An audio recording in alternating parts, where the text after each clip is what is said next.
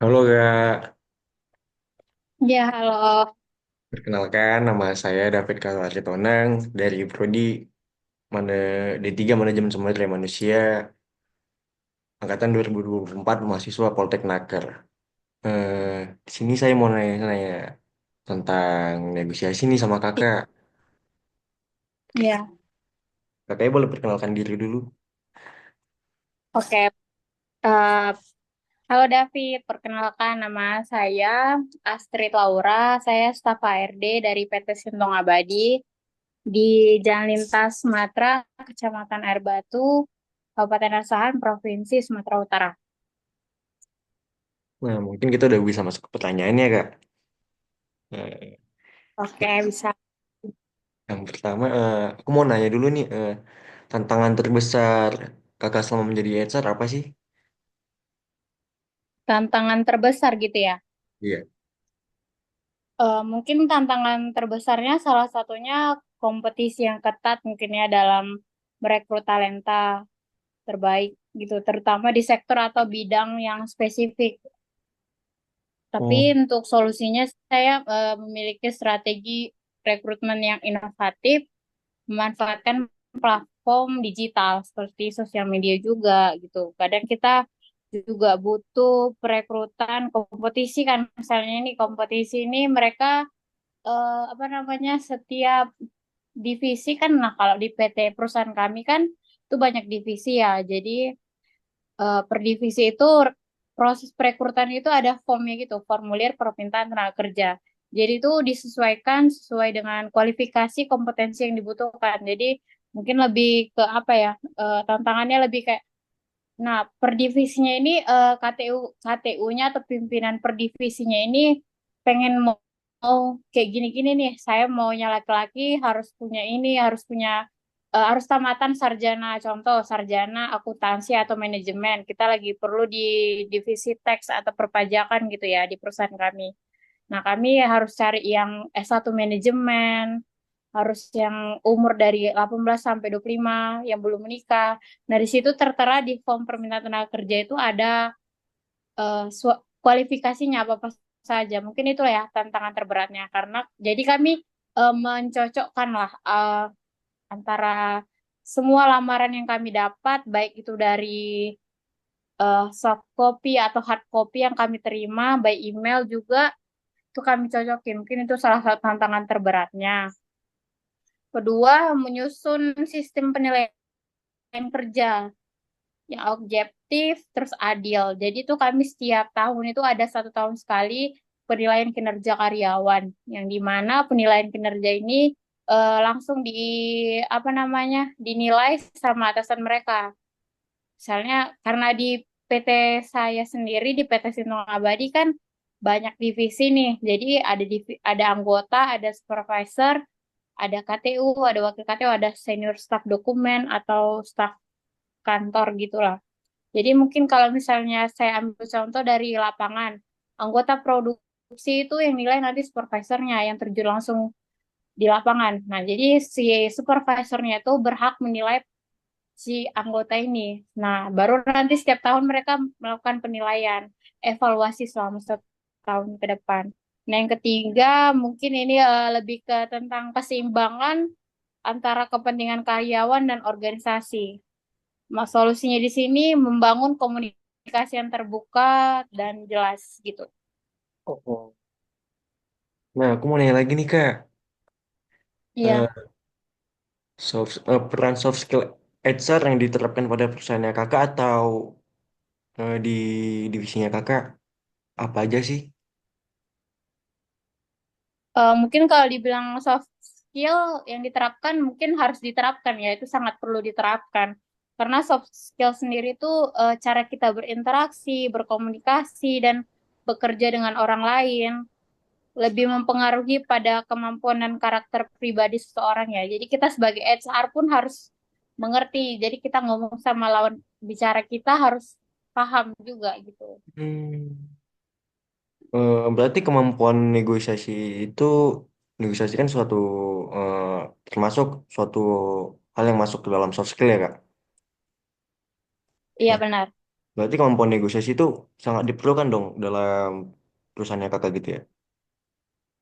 Iya, perlu. Karena kan kita sebagai HR sangat perlu lah kemampuan negosiasi. Kalau misalnya dalam HR itu kemampuan negosiasi itu seperti dalam hal tunjangan atau konflik antara karyawan. Misalnya tunjangan, bonus, gaji, kita harus ada nego juga kan sama mereka. Kita perlu.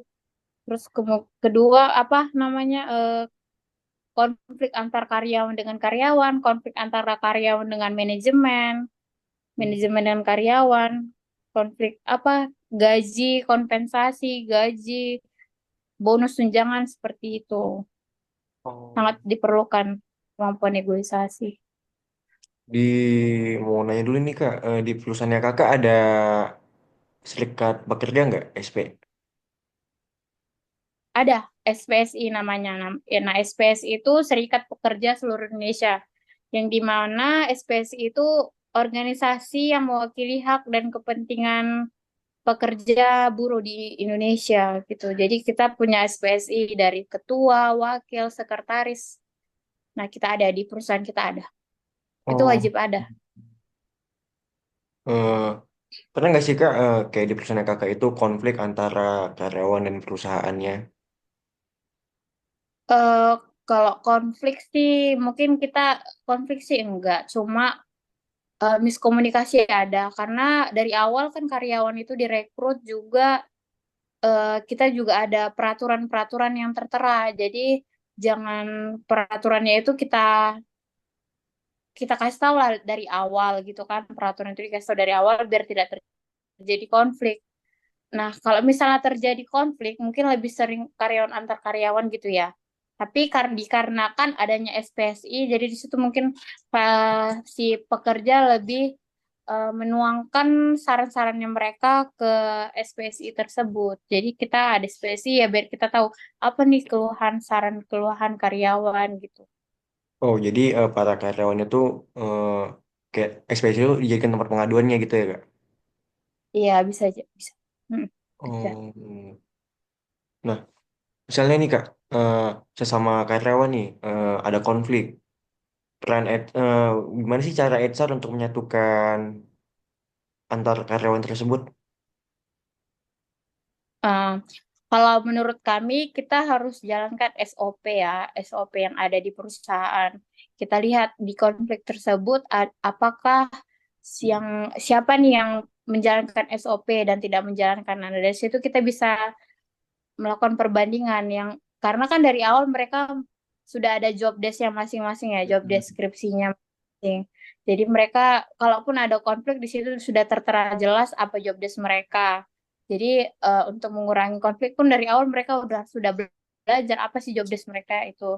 Jadi kalau misalnya ada antara konflik karyawan dengan karyawan paling kita kita meeting kan sih, maksudnya kita ajak mereka ngobrol, kita ajak mereka komunikasi, kita tanya apa permasalahannya.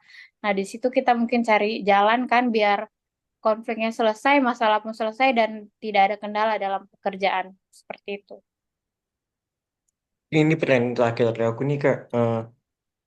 Di HR, gimana sih cara HR dalam memenuhi, kan misalnya di perusahaan kakak ini pasti banyak gadget ya kak? Banyak apa? Genji, Genjet. Oh, Gen Z. Iya. Oke, Nah, oke. Genjet itu kan terkenal dengan kayak banyak permintaannya, keluhannya, dan segala macamnya. Nah, bagaimana sih cara HR dalam memenuhi ekspektasi generasi Genjet tersebut kak? Hmm, kalau Gen Z, nah saya sendiri sih sebenarnya Gen Z juga sih.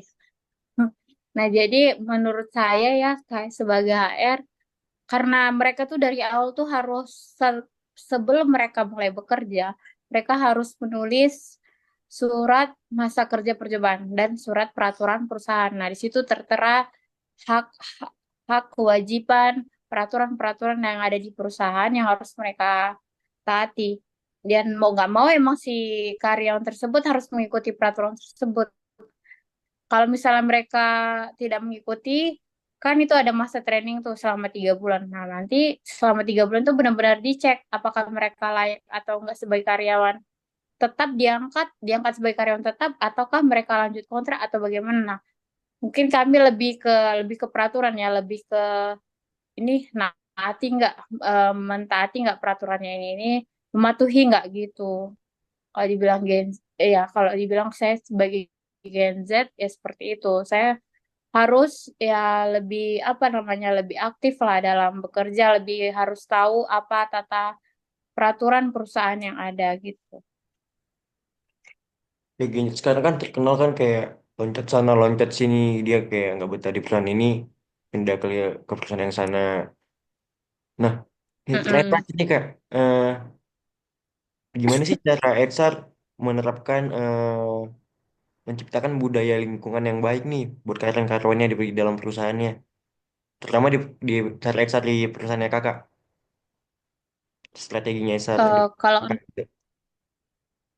mm, mungkin kalau untuk menangani yang apa namanya karyawan yang Gen Z ya, kadang mau pindah nih, berapa bulan masih kerja udah pindah, pindah, pindah.